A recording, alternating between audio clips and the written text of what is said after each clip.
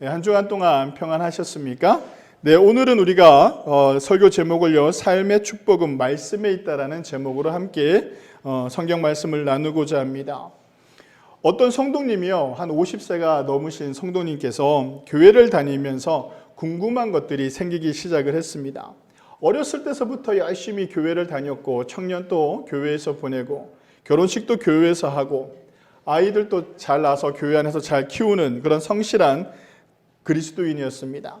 근데 어느 날 문득 생각을 했던 것이 무엇이냐면, 내 삶에 하나님의 인도하심이 있다면 그것을 어떻게 알 수 있을까라는 생각을 하기 시작했다고 합니다.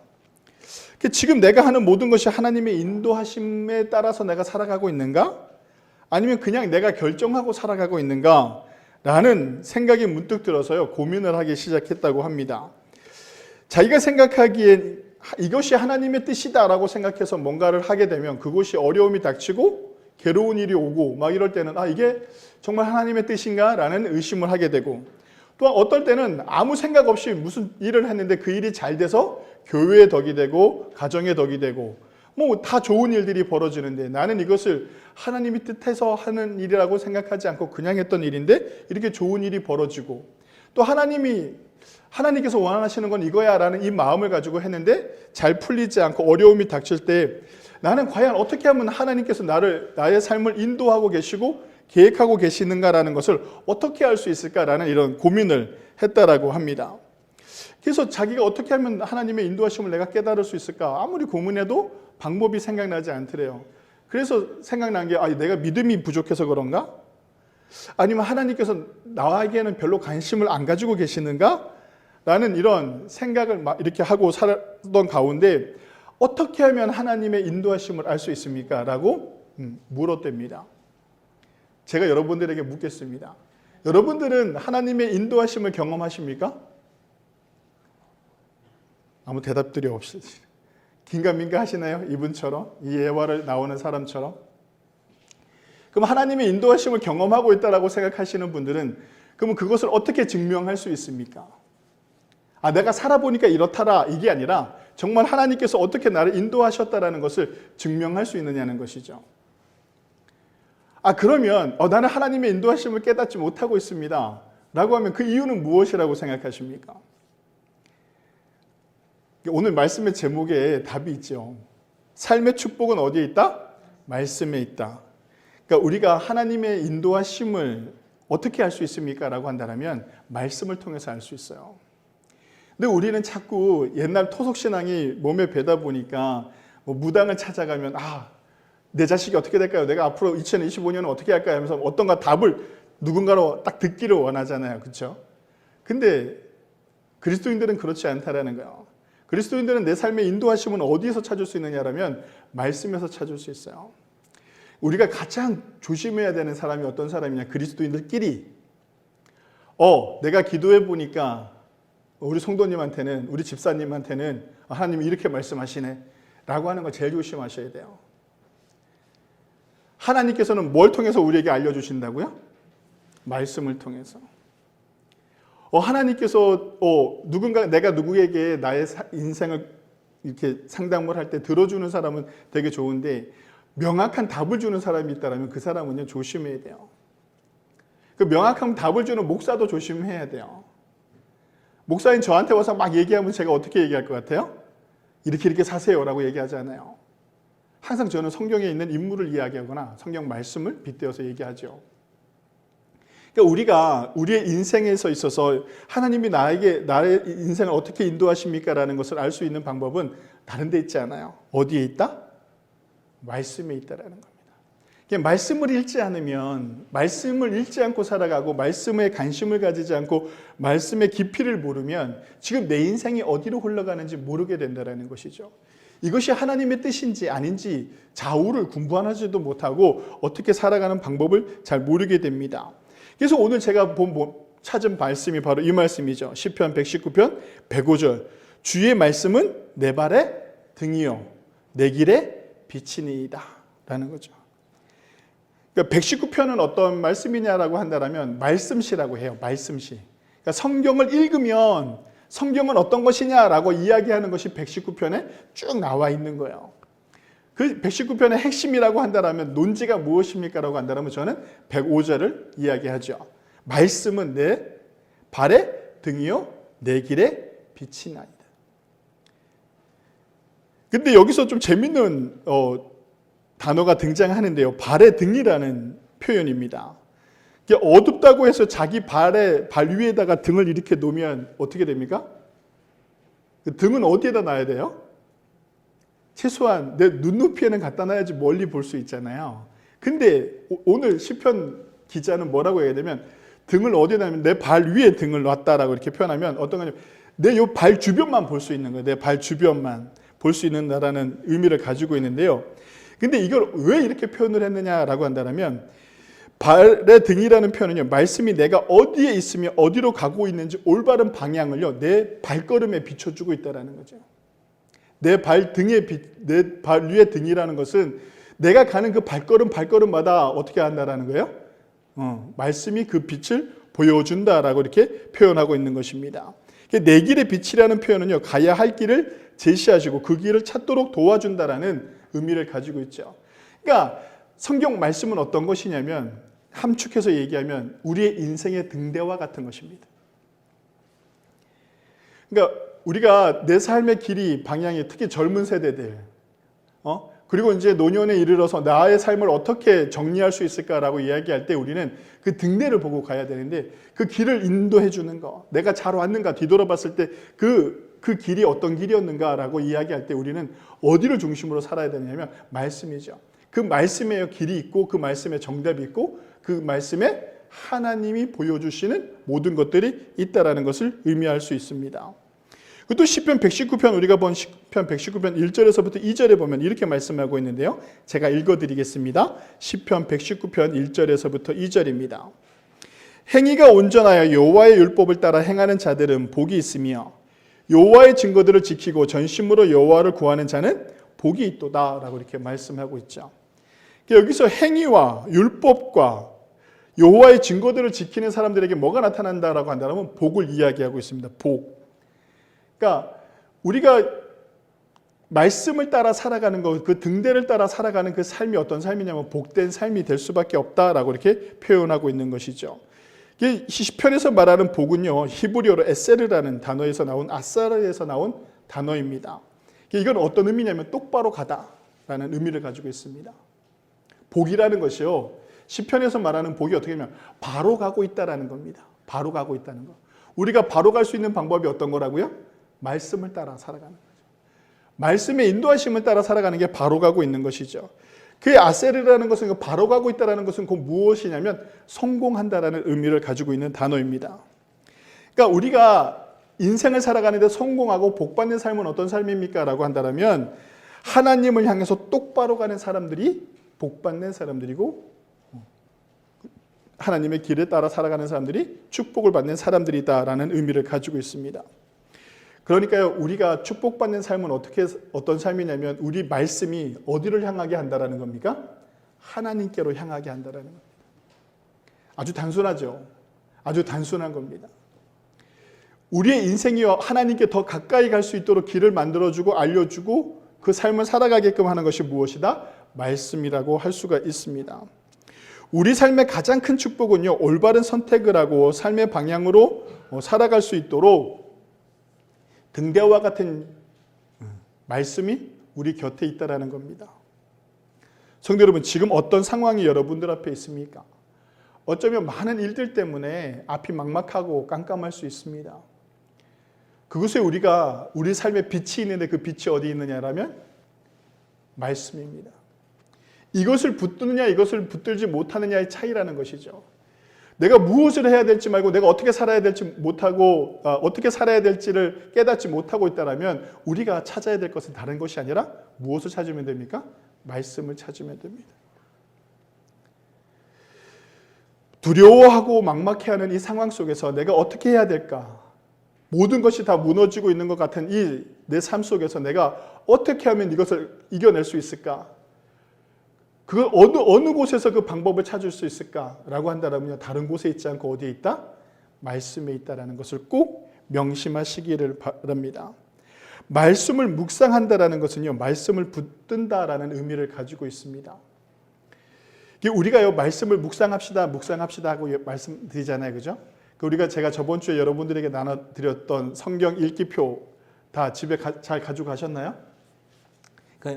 듣기도 된다고 말씀하셨죠. 근데 그 듣기 이렇게 틀어놓고 설거지하거나 다른 거 하면 안 되고 말씀을 펴놓고 그 듣기를 듣고 읽기를 하는데 어떻게 좀 해보셨나요? 그러니까 말씀을 묵상한다라는 것은 어떤 의미를 가지고 있냐면 히브리어로 하가라고 이렇게 표현합니다. 이 하가는요, 의미가 몇 가지 있습니다. 대표적인 6가지도 있지만 그 이후에 하가라는 뜻을 가지고 있는 단어들이 여러 가지가 있는데요. 그 중에서 이 하가라는 묵상하다라는 뜻은 무엇을 가장 먼저 얘기하냐면 붙들다라는 겁니다. 놓지 않는다라는 뜻이죠. 어떤 상황과 어떤 어려움과 어떤 환경 속에 있었더라도 폭풍우가 몰아친다 할지라도 내가 놓지 않는 것은 무엇이어야 된다? 말씀. 이것이 묵상하다라는 의미를 가지고 있습니다. 그러니까 우리는 이렇게 반대로 생각하잖아요. 내가 시간이 날 때 말씀을 보잖아요. 그죠? 내가 좀 여유가 있을 때 말씀을 본단 말이죠. 근데 그렇지 않다라는 거야. 어느 순간 어느 자리에 있든지 이 말씀을 붙들고 있느냐라는 것을 말하는 것이 묵상하다라는 의미를 가지고 있습니다. 그래서 그 묵상하다라는 말을 붙들다라는 의미로 사용한 성경이 어디냐면 여호수아 1장 8절에서부터 9절입니다. 제가 읽어드리겠습니다. 여호수아서 1장 8절에서부터 9절입니다. 이 율법책을 내 입에서 떠나지 말게 하며 주야로 그것을 묵상하여 그 가운데 기록한 대로 다 지켜 행하라. 그리하면 내 길이 평탄하게 될 것이라. 내가 형통하리라. 내가 내게 명한 것이 아니냐. 마음을 강하게 하고 담대히 하라. 두려워 말며 놀라지 말라. 내가 어디로 가든지 내 하나님 여호와가 너와 함께 하느니라 하시니라. 아멘. 여기서 말씀하시는 말씀을 묵상하라는 것이 무엇이냐면 하가, 말씀을 붙들라 이렇게 말씀하고 있죠. 성도들, 우리가 말씀을 붙들고 살아가는 사람들에게 나타나는 그 가장 큰 축복이 무엇이냐면 형통의 삶입니다. 형통의 삶. 내가 인생이 어떻게 흘러가야 될지 모르고 내 인생이 막막할 때 우리가 말씀에 메인바 되고 말씀을 붙들게 되면 그 말씀을 통해서 우리가 살아가는 길을 알게 되고 하나님께서 그 길을 알려주시고 그 하나님께서 알려주신 그 길대로 살아갈 때 우리는 어떤 삶을 살게 되냐면 형통의 삶을 살게 됩니다. 이 형통이라는 단어가 또 나오는데요. 히브리어로 찰레아흐라고 이렇게 표현을 합니다. 번역을 하면요, 번성한이라는 이런 뜻입니다. 그러니까 형통하다라는 것을요, 해석을 하면 어떻게 해석할 수 있냐면 번성한 또는 성공적인 삶을 사는 사람들을 이야기합니다. 우리의 인생에서 성공이 무엇입니까? 자, 여러분들의 인생은 성공하셨습니까? 대답하기 좀 애매하나요? 그러니까 이게 재밌는 거야. 성공의 기준을 어떻게 잡느냐에 따라서 달라지는 것이죠. 세상에서의 성공은요, 결과를 보고 판단합니다. 지금 살아온 삶의 결과를 보고 내가 성공했다, 성공하지 못했다 이렇게 이야기하죠. 하지만 성경에서는 성공한 삶입니까? 라고 물었을 때 어디를 보냐면 지금 이 순간을 본다라는 겁니다. 과정이 중요하다는 것이죠. 지금 이 순간 내가 하나님의 말씀에 매여 있느냐 매여 있지 않느냐의 차이인 거죠. 내가 하나님의 말씀에 따라 살아가고 있느냐 살아가고 있지 않느냐에 중요한 것이지 내가 결과론적으로 돈을 많이 벌었습니다. 내가 출세를 했습니다. 이것이 성공의 삶이 아니라 지금 내가 하나님의 말씀을 붙들고 있느냐 없느냐 이것이 성공을 하느냐 못하느냐 성공적인 삶이냐 삶이지 않느냐라는 것을 판가름하는 것입니다. 우리가 형통의 삶을 축복을 누린다는 것은요. 형통이라는 것이 모든 일이 다 어떻게 되는 겁니까? 잘 풀린다는 거죠. 그 모든 일이 잘 풀린다는 것은 무엇이냐면 여호수아 1장 8절에 나와 있는 것처럼 그 말씀을 묵상할 때입니다. 그 말씀을 묵상할 때 성경은 뭐라고 하냐면 내가 형통하리라 라고 이렇게 말씀하고 있죠. 말씀을 묵상하는 사람들에게 나타나는 특징이요. 지금 이 순간 모든 것이 하나님의 뜻이라는 것을 인지하게 하고 지금 이 순간 하나님의 뜻을 쫓아 살아가면 되는구나 라는 것을 알게 합니다. 그래서 어떻게 되느냐면 지금이 힘들고 고통스럽고 괴롭더라도요.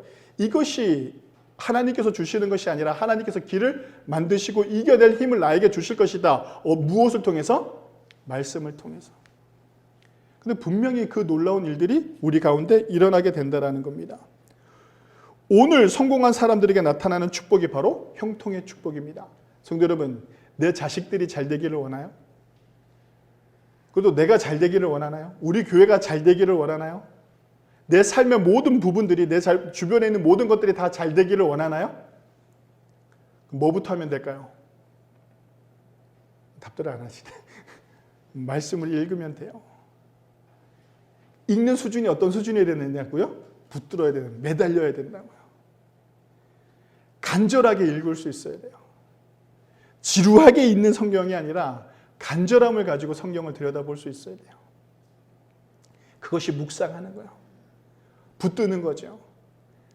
너무 힘들고 너무 바쁜 일상 속에서 하루 5분도 쉴 틈이 없는 그 가운데도 내가 성경을 펼칠 수 있는 힘이 있느냐라는 거예요. 세상의 유혹들이 나를 막 덮치고 있고요. TV에 재밌는 게 나오고 막 주변 사람들이 나보고 놀러 가자 하고 뭐 할 게 너무 많아요. 농사도 져야 되고 이제 봄이 오면 농사도 져야 되고 뭐도 해야 되고 또 일도 나가야 되고 하는 일들이 너무 많아요. 집에 오면 애들 밥도 해먹여야 남편 밥도 해먹여야 되고 뭐 할 일들이 너무 많단 말이죠. 그러다 보니까 잊어버려요. 뭘 잊어버려요? 오늘 하루 하나님께서 나에게 말씀하시는 그 말씀을 잊어버린다니까요. 내일은 내가 어떻게 살아야 될 것에 대한 말씀을 잊어버린다고요. 어떻게 잊어버리냐고요? 성경을 찾지 않아요. 성경을 찾지 않고 언제 찾느냐면 주일이 돼서 예배 나올 때 성경을 꺼내죠. 웃으시는 분들은 들킨 거예요. 그렇죠? 근데 대부분이 웃으셨어요. 목사님 저는 핸드폰으로 봐요. 그래도 괜찮아요. 좋아요. 핸드폰으로 봐도 좋고. 그러니까 우리가 말씀을 형통의 삶을 살아간다는 것은, 내가 붙든다는 것은 뭐냐? 어떤 환경과 어떤 상황 속에서도 내가 말씀을 찾는 일인 거예요. 말씀을 찾을 수 있어야 돼요. 우리는 기도는 쉽게 하는데 말씀을 쉽게 읽지 않는다니까요. 기도는 편하잖아요. 어느 순간 어느 때도 할 수 있어요. 근데 말씀은 어떻게 돼요? 이걸 찾아야 돼요. 성경을 찾아야 돼요. 성경을 찾으면 어떻게 해야 돼요? 내가 펼쳐야 되죠. 행위가 따른다니까요. 이 작은 행위인데요. 이 작은 행위를 하지 않고 산다라는 것입니다. 로리 벤스 존슨이라는 사람이 쓴 책이 있습니다. 어떤 책이냐면 책 제목이 좀 재밌어요. 어떻게 재미냐면 주식회사 예수라는 책입니다. 그러니까 예수님의 회사 이런 내용입니다. 근데 그 책의 내용이 뭐냐면 예수님의 회사가 되게 성공했다라고 이렇게 표현을 해요. 비유적인 거죠. 예수님의 주식회사가 성공할 수 있었던 가장 큰 이유를 이 책 저자는 뭐라고 얘기했냐면 이렇게 얘기합니다. 예수님께서 예수님의 회사를, 예수님의 뜻을, 예수님이 원하고자 하는 것을 크게 만들 수 있었고 지금까지도 이 교회가 유지되는 가장 큰 힘은 무엇입니까? 라고 했을 때 이 책 저자는 뭐라고 얘기하냐면 예수님이 자신의 뜻이 아닌 하나님의 뜻대로 하셨기 때문이다라는 거예요. 누구의 뜻대로 하지 않고? 자신의 뜻대로 하지 않고 하나님의 뜻대로 했다라는 거예요. 우리는 예수님도 하나님이라고 믿잖아요. 그런데도 불구하고 예수님께서 이 땅에 오셔서 오로지 자기의 능력과 자기의 힘과 자기의 인기와 자기의 명예와 자기의 가지고 있는 모든 것들을 자기 뜻대로 한 적이 단 한 번도 없었다라는 거예요. 뭐 하기까지? 죽기까지. 누구의 음성을 듣기를 원했어요? 하나님의 음성을 듣기로 했다. 예수님께서 겟세마네 동산에서 마지막에 기도하시잖아요. 눈물이 뭐가 되었다? 피눈물이 될 정도로 하나님 앞에 기도해요. 이 십자가를 져야 되는 이 고통을 예수님이 감내해야 되니까 어떻게 기도합니까? 이 잔을, 이 십자가를 옮길 수만 있다면, 내가 감당해야 되는데 하나님 옮길 수만 있다면 옮겨주십시오라고 이렇게 기도한단 말이에요. 그러니까 그 고통이, 그 두려움과 공포가 얼마나 강했냐라는 거죠. 예수님조차도. 근데 예수님께서 그렇게 기도하고 마지막에 뭐라고 기도하십니까? 나의 원대로 마옵시고 아버지의 원대로 하옵소서. 그 자리에 예수님의 뜻은 무엇이었을까요? 그 기도의 제목은 웬만하면 이거 옮겨달라는 얘기잖아요. 옮겨갈 수만 있다라면, 다른 방법이 있다라면, 내가 원하고 내가 뜻하는 방법을 하나님께 구하지 않아요. 하나님의 다른 방법이 있습니까? 라고 물었을 때 하나님 없어 라고 하면 어떻게 해요? 내 뜻대로 하옵시고 아버지의 뜻대로 하옵소서. 거기에 순종했다라는 거예요. 성도 여러분, 형통의 삶은요, 율법책에 내 입에서 떠나지 않게 하고 하나님의 말씀대로 살아가는 겁니다. 어떤 어려운 상황과 괴로운 일이 있어도 절대 성경을 포기하지 말라고 우리에게 주신 말씀이 바로 이 성경이라고 말씀을 드릴 수가 있습니다. 그것을요, 주야로 묵상하라, 그것을 지키라고 이렇게 말씀하고 있죠. 우리 교회에, 우리의 가정에, 우리 회사에, 우리 자녀, 그리고 우리의 삶에 절대 실패할 수 없습니다. 우리는요, 실패할 수 없는 존재들입니다. 지금이 어려운 거지 실패한 인생이 아니에요. 지금이 고난스러운 거지 그 고난이 영원하지 않다라는 겁니다. 왜냐하면 올해부터 우리가 뭐 하기로 했습니까? 새 사람을 입기로 했는데 그 새 사람을 입는 우리의 모습이 어떤 모습으로 가기로 했습니까? 말씀으로.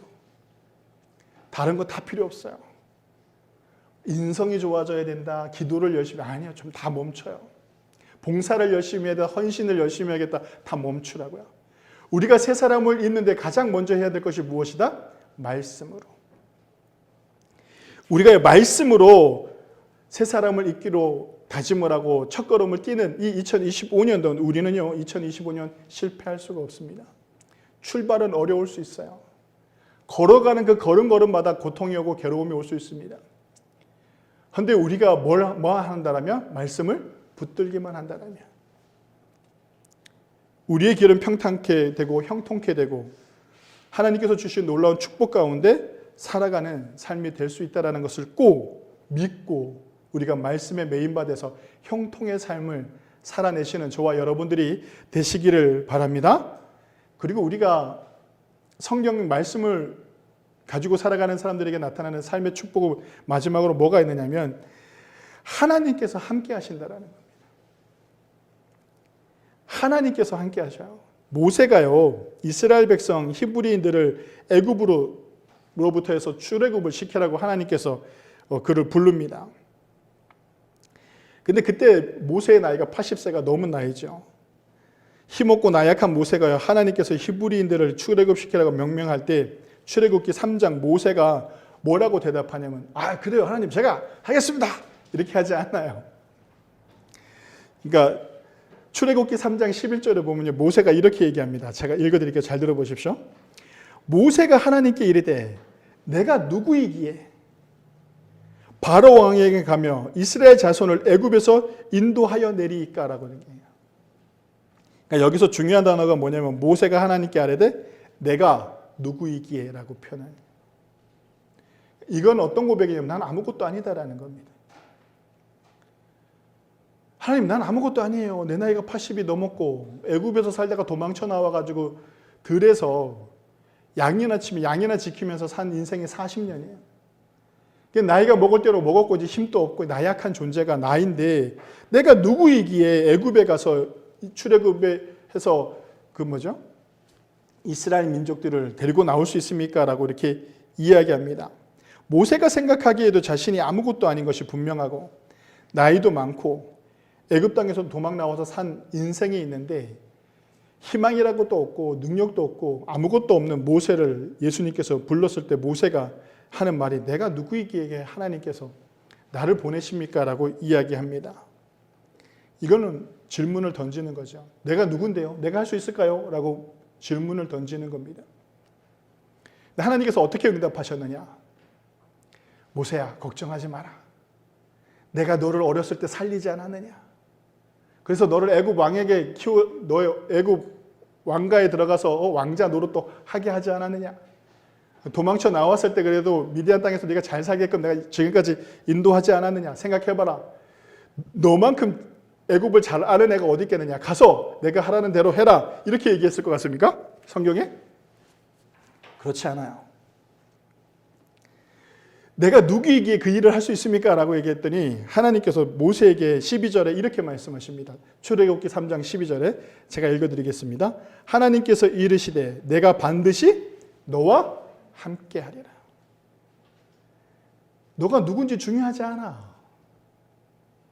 하나님이 함께하는 사람들은요, 내가 지식이 적고 돈이 없고 가난하고 몸이 약하고 이게 중요하지 않다라는 거예요. 너무 아멘이지 않나요?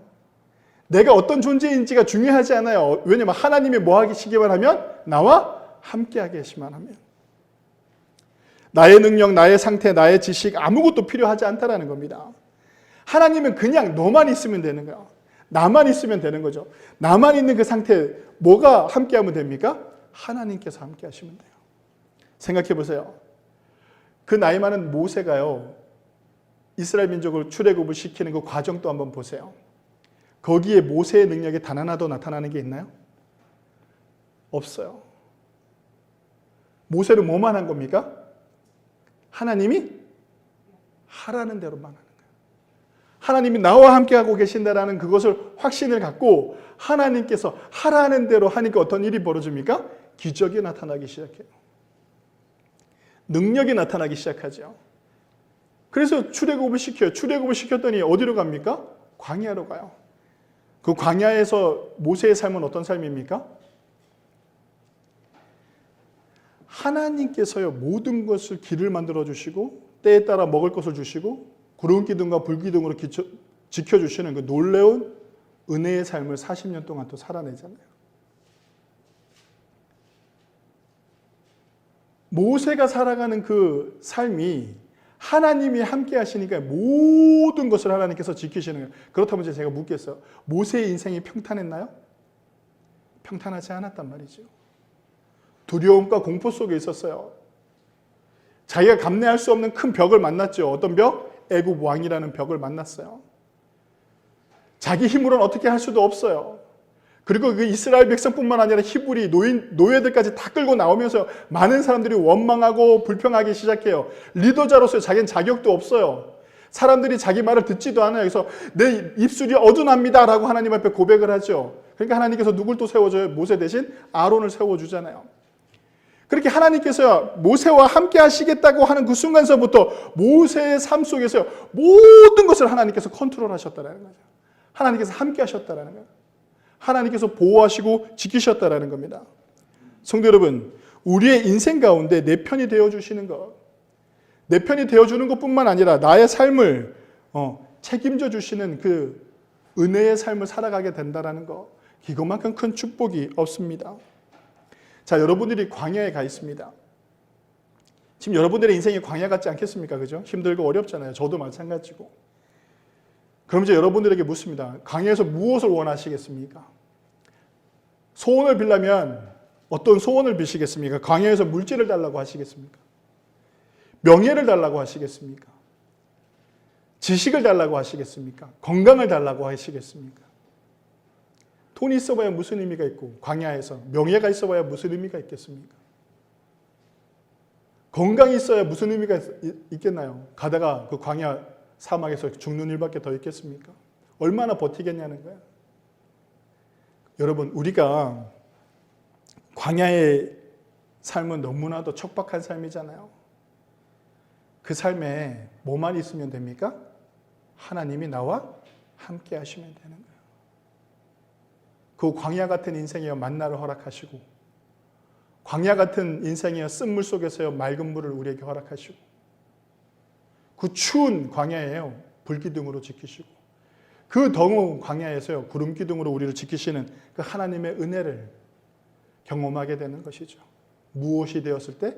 하나님이 우리와 함께 하셨을 때. 성도 여러분, 하나님이 우리와 함께하는 삶은 어떤 삶이냐면 말씀에 메인받은 삶이라고 할 수가 있습니다. 성도 여러분, 어떻게 사시겠습니까?